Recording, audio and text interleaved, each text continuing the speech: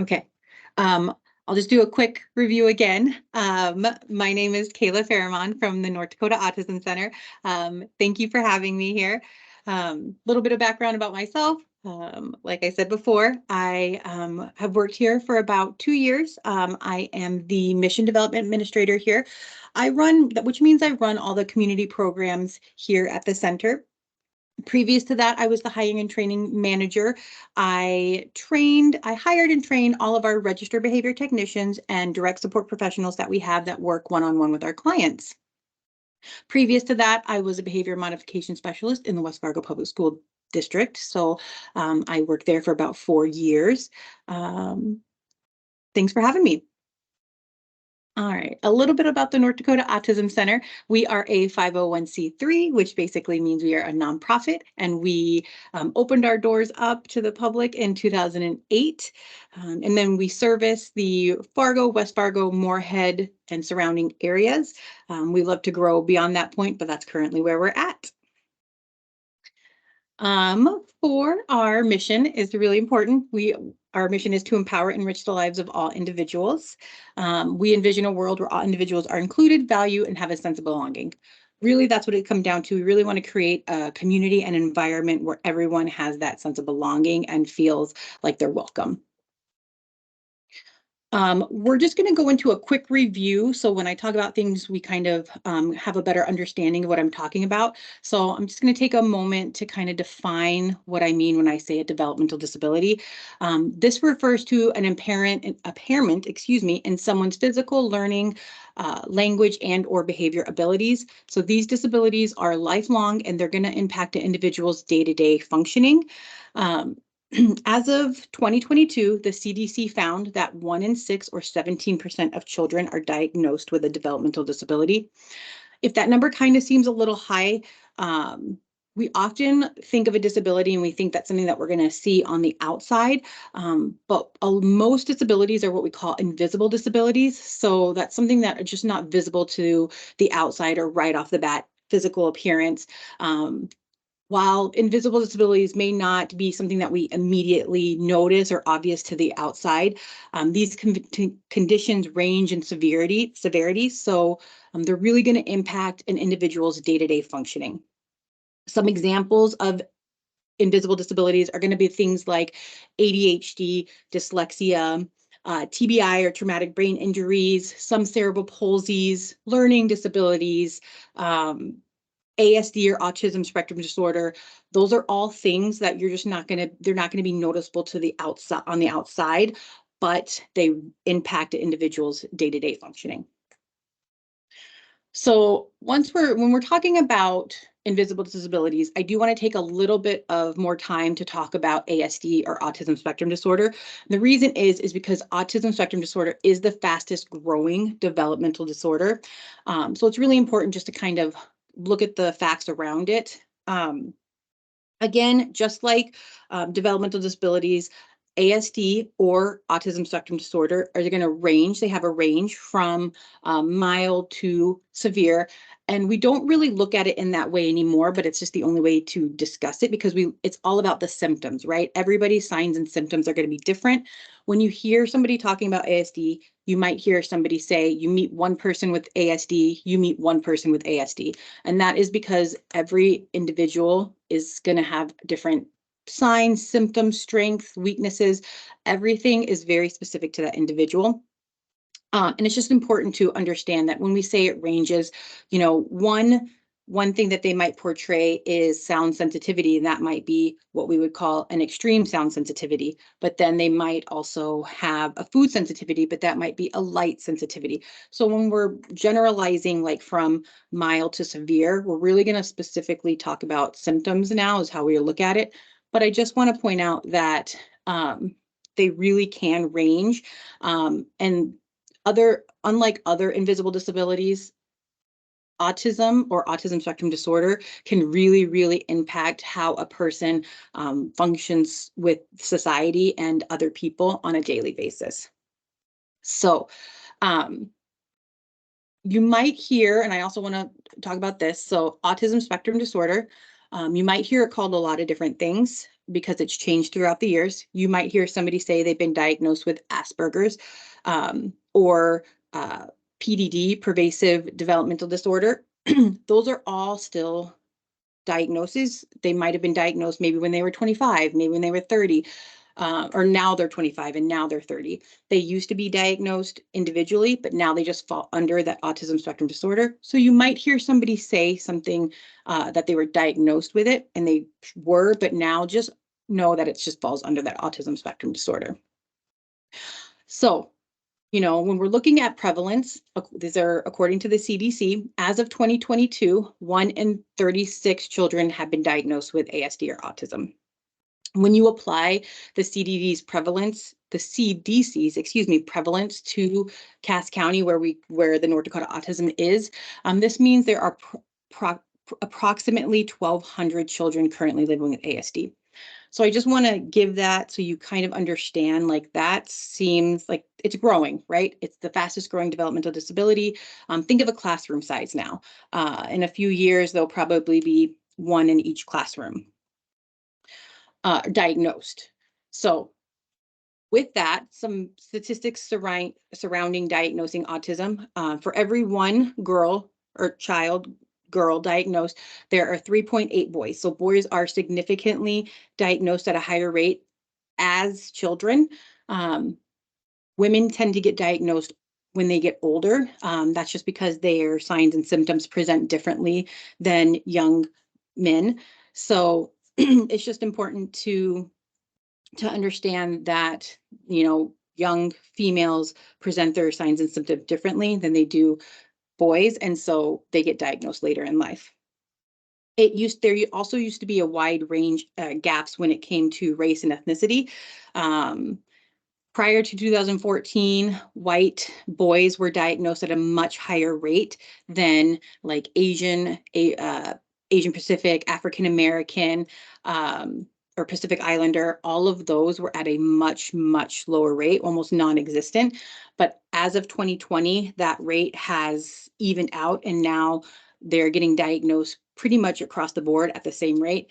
This shift really reflects on improved screening, awareness, and access to services that were historically not available to underserved groups. So that's a really good sign that we're getting services to groups that used to not have access to those.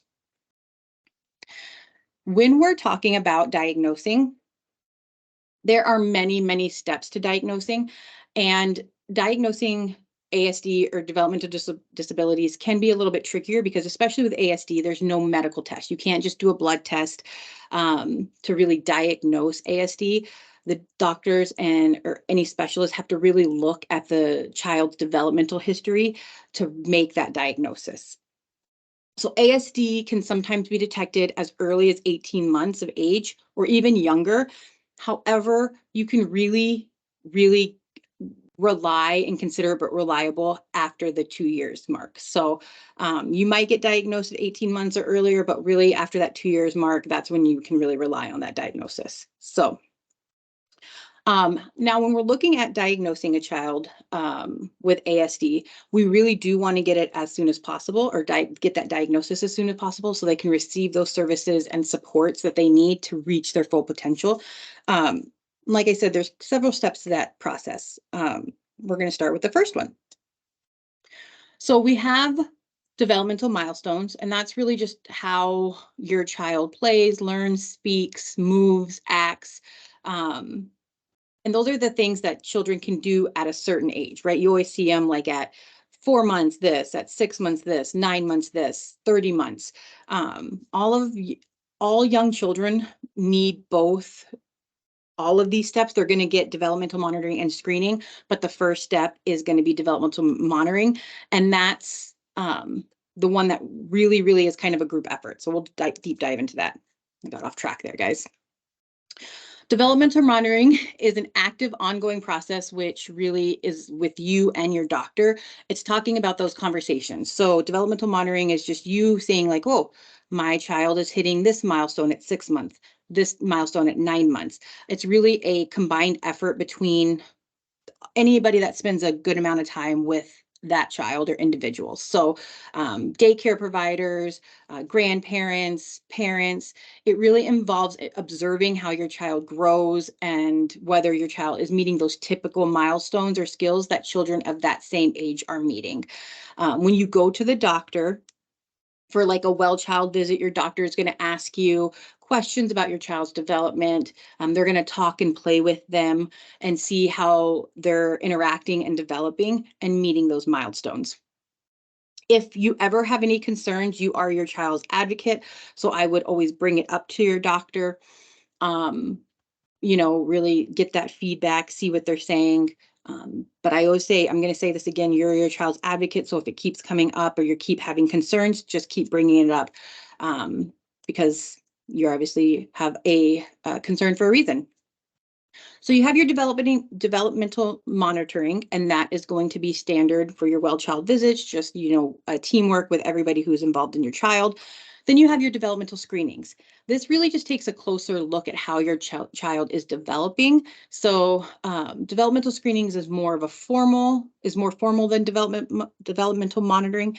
It's a regular part of some well child visits, even though you might not have concerns. But that's when at certain ages, you're going to answer a questionnaire checklist based on research that compares your child to other children. And then this is going to be done by the doctors and nurses at those visits. We'll look at a little graphic that'll tell you when those are. And then the last step is going to be developmental diagnosing. So this is going to be that formal evaluation. That's a more in-depth look at the child's development. It's going to be done by a developmental pediatrician or a child psychologist. Not all doctors will do a diagnosis. So you might get referred to a specific doctor or a specific clinic. So just your primary might not diagnose, and that's okay. They can refer you to the right spot. This specialist really observe the child in a structured test. They're going to ask again those questions. They're going to ask parents, caregivers questionnaires. They'll probably, if the child is in a daycare or a school setting, they're going to send questionnaires out to them. And the results of this formal evaluation really are going to highlight your strength and challenges and where that diagnosis might lie. So those are kind of the main steps in a diagnosis. Again, like I say, not everybody diagnoses. So like we do not diagnose here, but we do partner with a facility that does diagnose. So if anybody comes in or has any questions, we will just point them there in that direction, and then they can come back once they have that diagnosis. All right. So this is the graphic that we were looking at.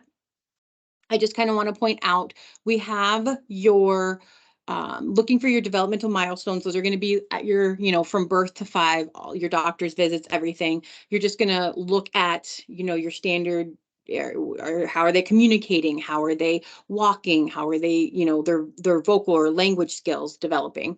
Your typical child visits, excuse me.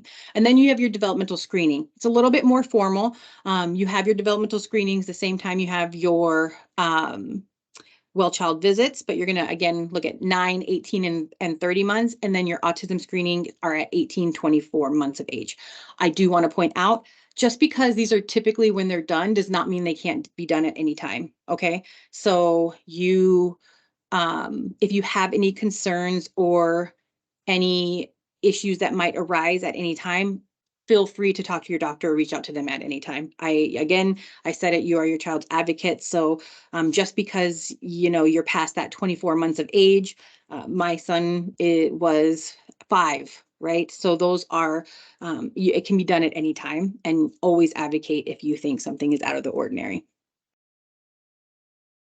All right, so then we're going to talk about services. Most of these services are going to be available for anybody that provides services to ASD or any other developmental disabilities.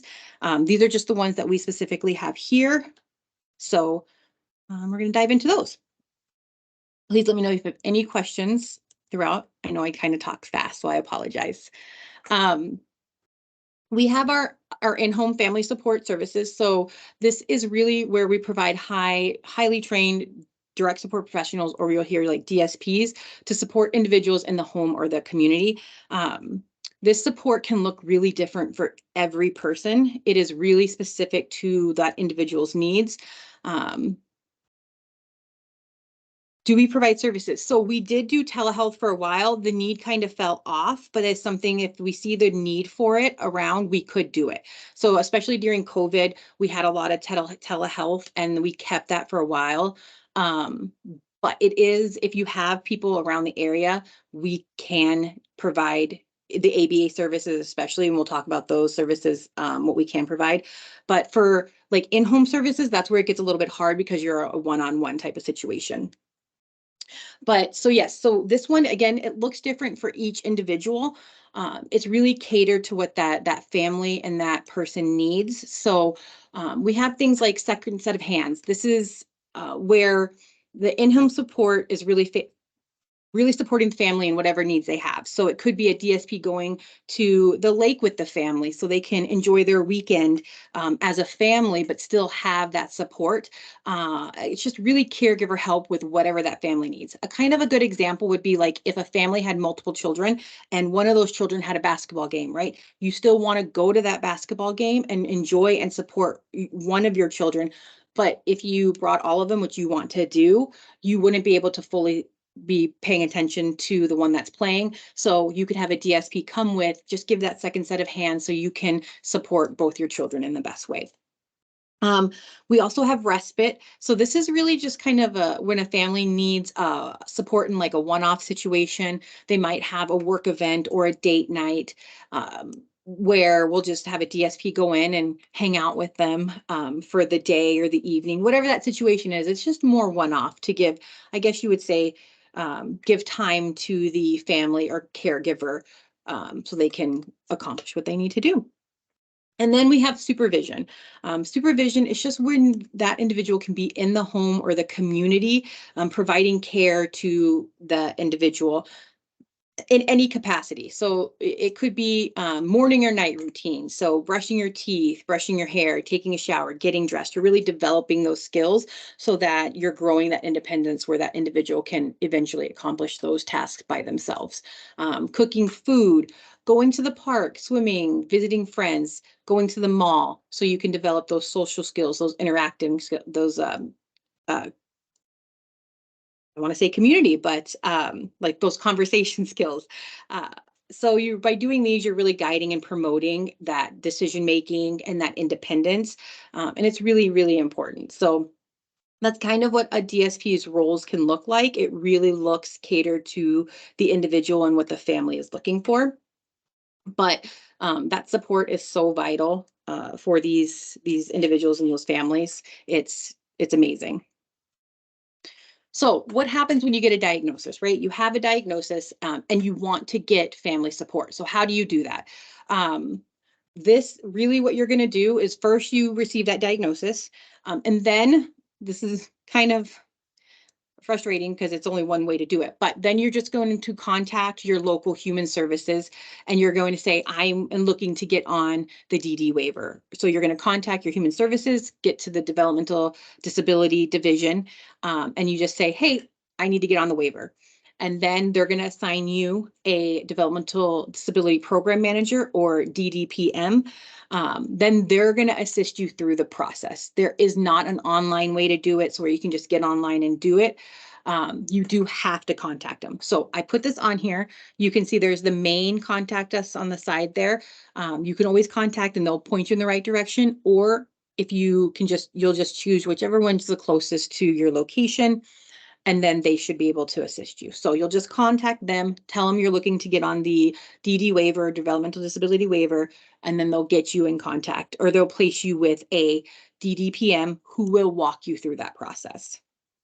Once you're approved for these services, your DDPM are going to add you to the database of organizations that provide services. And then you kind of have control. So you can reach out to organizations and see if they have availability, jump on their wait list. really kind of just guide your own path. Or sometimes once you're on that database, you might have organizations reach out to you and say, hey, we can provide these services. You can have a meet and greet, see if it's a good fit, and then move on from there. So you kind of have, you can do both.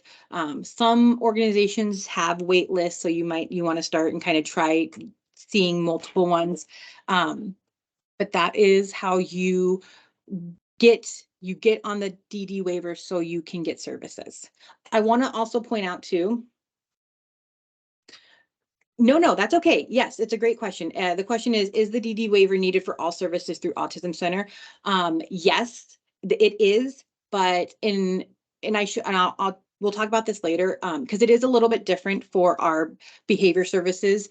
However, I'm not sure exactly when, but coming soon, it's going to be one way to do it for all services, and that's for North Dakota. So it will end up being a lot easier. Right now, it's 2 different ways for different departments, but it is eventually going to be uniform, which is going to be really nice for families, because it can be very confusing, because a lot of families, especially the ones we service, do both. So it can get a little bit confusing, but yes. So long answer for a short question, but yes, we'll discuss that. But again, they are going to be uniformed going forward, hopefully sooner than later.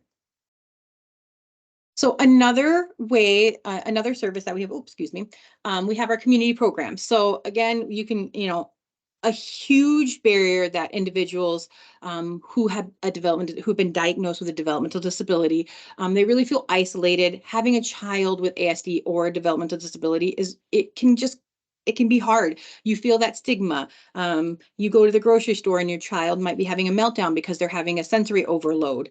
It's really hard to what a typical day would look like interacting and going out into the community for an individual or family who has a individual in that family diagnosed with a developmental disability. It's just a lot of anxiety and stigma. So we are really looking to promote a community where everybody feels welcome. I know I said that, it kind of sounds very cheesy, but it's really, really a big goal of the North Dakota Autism Centers. And how we're doing that is we have our enrichment center. So our enrichment center is really a place where we can provide opportunities to families where they feel welcome, safe, and they're really in the building to make connections with the community. So our enrichment center has been open for several years, but it became open to the public in 2022. This means that really everybody in our community is welcome. Each day we host numerous activities. Some of these activities are like life skills. So we put together a restaurant, and we had individuals come in and practice their restaurant skills, how to make a phone call, how to leave a message, just kind of those life skills that anybody in our community can come in and join. But we also do a lot of fun things, like we have cooking classes where we've made things like sliders, cupcake bagels. This week we had garlic bread pizza, mug cakes. I think quesadillas is coming up. So each week we have cooking classes. We do acting and music workshops, and we partner with like the Fargo Moorhead Community Theater, the Plains Art Museum here, clubs like Lego Club. We have a Dungeon and Dragon Club, which is really, really popular. We have arts and crafts, really just kind of creating a program and an opportunity for families that we serve and anybody in our community to feel welcome and kind of build those social skills.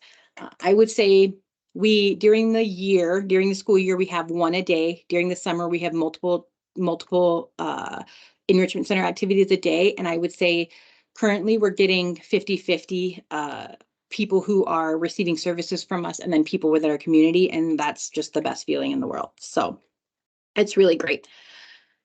Then we have another way we're really working to creating that inclusive environment is we have our Sensitive Inclusive Community Partner programs.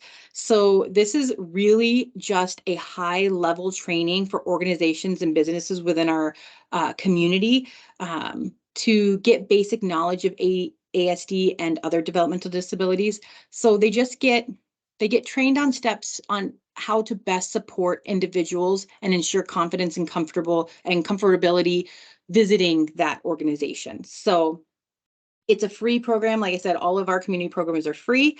The Enrichment Center is free, if I didn't say that. But we will have individuals go to the organization. We will train them on what ASD is and other developmental disabilities. We will train them on high-level ways to support individuals that come into their community. They also get things like a sensory bag. So, if you're going into a high traffic time, they can get headphones, fidget tools, anything like that. So they're available for those individuals when they come in, if they need them. We've had, this is just a quarter of the list that we have. We have so many more. We have the Red River Valley Fair, a lot of public libraries, hair places. We really just want to make the best community for the individuals here. All right.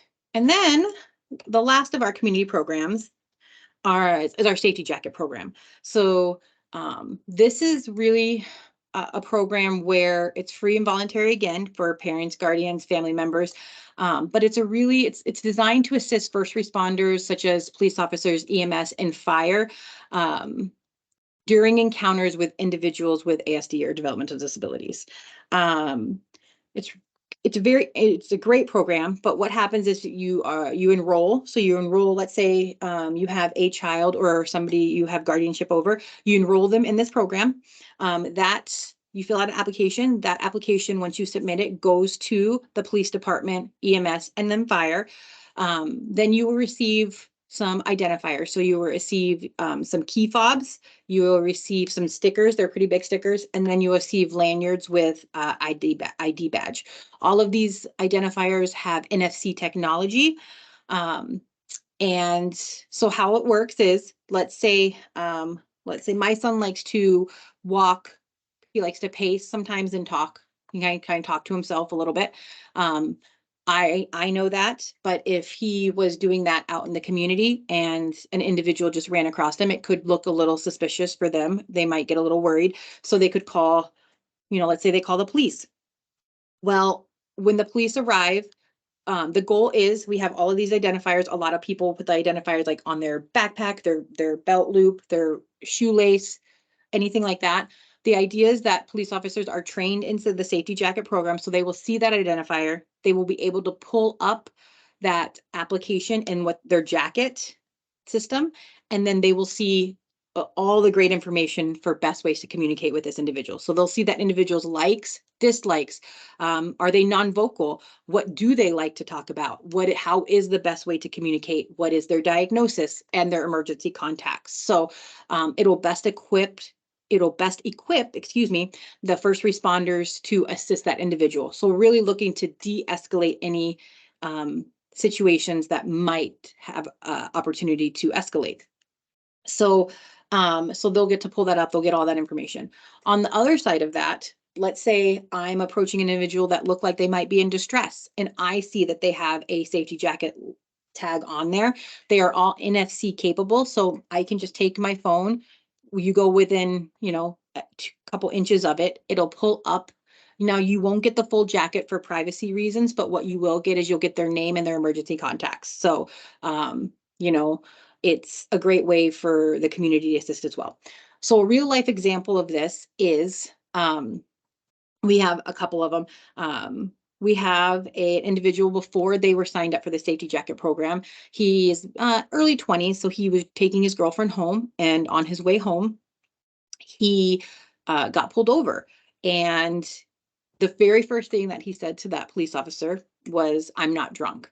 And that's obviously going to be a red flag if that officer knows nothing about that individual. So one thing led to another, and that individual ended up in the back of the police car. And then at that point, that individual was becoming escalated and getting worried. Finally, after a few minutes, I believe it came out that he was diagnosed with ASD. And then the officer's like, "Oh, if I would have known that from the beginning, then this would have gone a lot differently." Everything worked out because nothing escalated to the point of where, things were worrisome. But those are just some ways that, like, if they would have known right off the bat, that could have been avoided, right? Think of things like if you had a non-vocal child and you were in a car accident, we have people who put it on their car. So first responders, fire, know that there is a child in there who is non-vocal. It's really great for anybody who might be like elope a lot. That's another tool that families or guardians use it for. So yeah, we had another little girl who was 5 who left the house. She was found just a few minutes later, but it was cold out. So these are all real life such situations, which it's helped. The safety jacket program is currently just in the West Fargo Moorhead area. That's just because that's the only first responders, police department, fire that we have trained. If you know any contacts with any individuals in their area that for them, we would love to get it out. It's such a great program. It's free. There's no downside to it. So definitely recommend it. So if you ever have any contact, you send them my way. All right. So all right, now we have our behavior support services. So um, this is kind of our where we provide ABA therapy. So this is our one-on-one applied behavior analysis therapy, or ABA therapy as we call it. This is in a clinic setting. The main goal of this therapy is to apply understanding of behavior and use reinforcement. So what we do is we use it to increase appropriate behavior and decrease behaviors that are harmful or affect learning, right? ABA therapy really provides an individualized plan that focuses on specific goals that meet the needs of the individual. We really do it in a trauma-informed manner. So everything we do is just reinforcements. ABA therapy works to build the skills and help that we can use in everyday life is what ABA does. So we're teaching them a skill, and then we want them to be able to learn that and pass it on to everyday life. So behavior approaches like ABA has the most evidence to treating symptoms of ASD. And I really want to look at the word treatment. So when we say treatment, we don't mean necessarily like treat ASD as a cure. There is no cure. The goal of treatment is to really maximize that person's ability to grow independence by supporting their developmental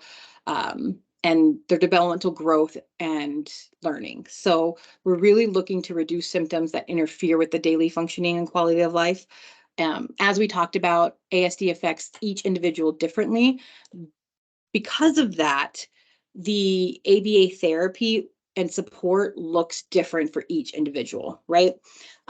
It's really catered to that person. So if they need language skills, right, they need to work on their verbal language, then they can have they'll have treatment and goals for that. And then it'll look like social skills. But it looks different for everybody. ABA, specifically the North Dakota Autism Center's ABA, is very trauma informed. I want to focus on that because when ABA first came out, there was a little bit of criticism because punishment was used too. They used reinforcement, but then they also used punishment. But currently, and I'd say most places that have ABA therapy only do reinforcement. We've never focused on punishment, but ABA as a whole doesn't focus on punishment anymore. So it's only reinforcement. You're only reinforcing positive behavior. It's very trauma informed. So it's really good for behavioral, therapy as well. Really want to focus on that. So what happens if you want to receive ABA therapy? So it's a little bit different than the in-home family services. As we were looking at too, I want to point out here just really quickly that when we talk about Medicaid, because there are some places that will accept Medicaid, not a lot.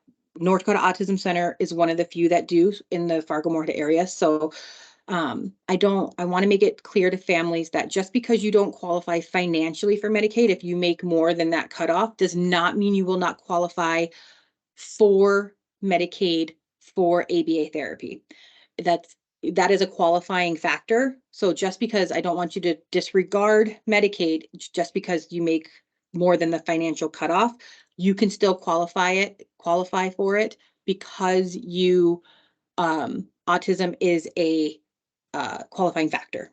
Okay, so don't disregard it. You can still apply for it, and you still would get it. Let's say you don't get it for some reason. You are not approved for it. You could still use private insurance, but I would definitely recommend trying to go for Medicaid as well. Okay, so your guardians must request prior approval before you start ABA therapy. What that looks like, you get a diagnosis. Then what your doctor is going to do, over here to the left, there's a note or a letter that your doctor is going to write. And it's basically saying that they suggest ABA therapy for your child. It's very standard. Any doctor who diagnoses is very familiar with this letter. So you'll get that letter.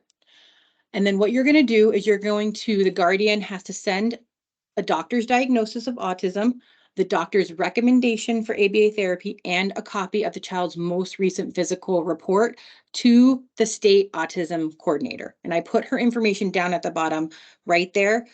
Catherine, that is her email. And then, or you can send it to that address there if you don't want to upload it. But you send it to her. And then what happens is that once it's submitted and gets approved, you're going to get the letter on the right over there. And that's a prior approval letter. They will send you that. And anytime for North Dakota Autism Center, in order to start receiving services, you have to have that prior approval letter on file. Once you have that, so see, it's kind of a little bit different than your in-home family services.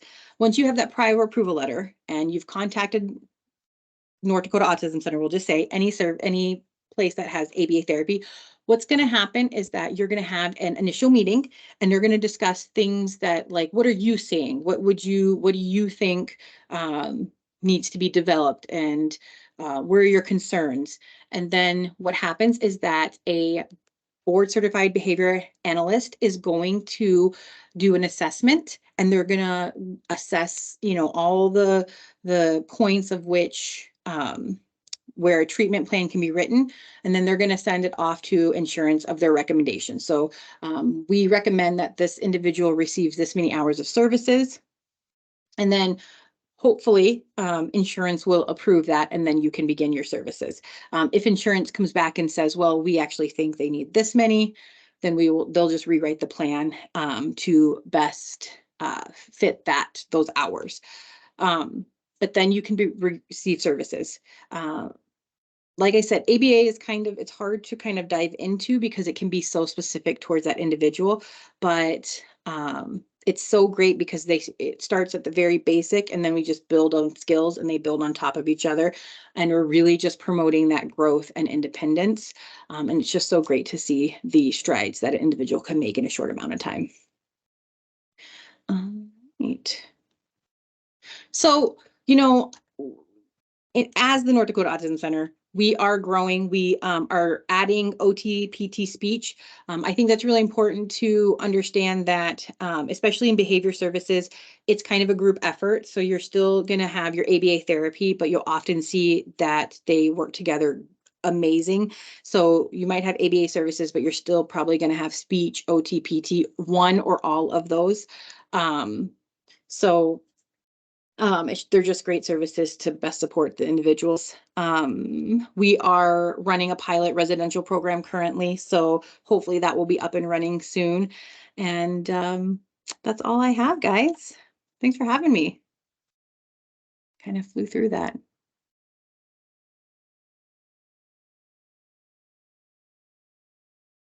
So, and it's great question. Length of services also really depends on the individual. So for family services, that can be, depending on where you're at, like we service, up to, I think that we have a few early 20s. It can go further than that. But then you're looking at like guardianship, and then so there are other places that we work with too that they would move on to. But ABA is it really depends on the individual, because you have treatment plans and some fly through the treatment plans and then they can just graduate from ABA. Some are going to be slower, but depending on that individual and like what you're working on, we've had people since in our services for a few years, but we've also had people in our services for a few months because they just, they only are working on certain specific goals, and then they meet those goals and then they move on. So it's very specific to the individual.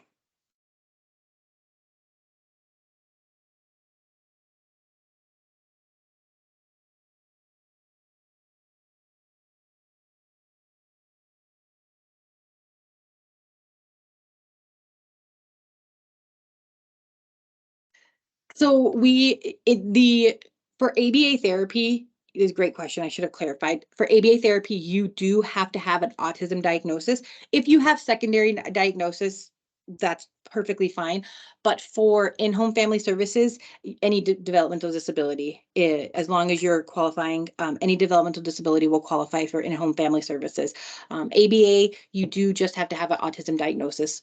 Oftentimes, you're going to have a secondary diagnosis with that, but it is required for ABA therapy. Great question. Awesome.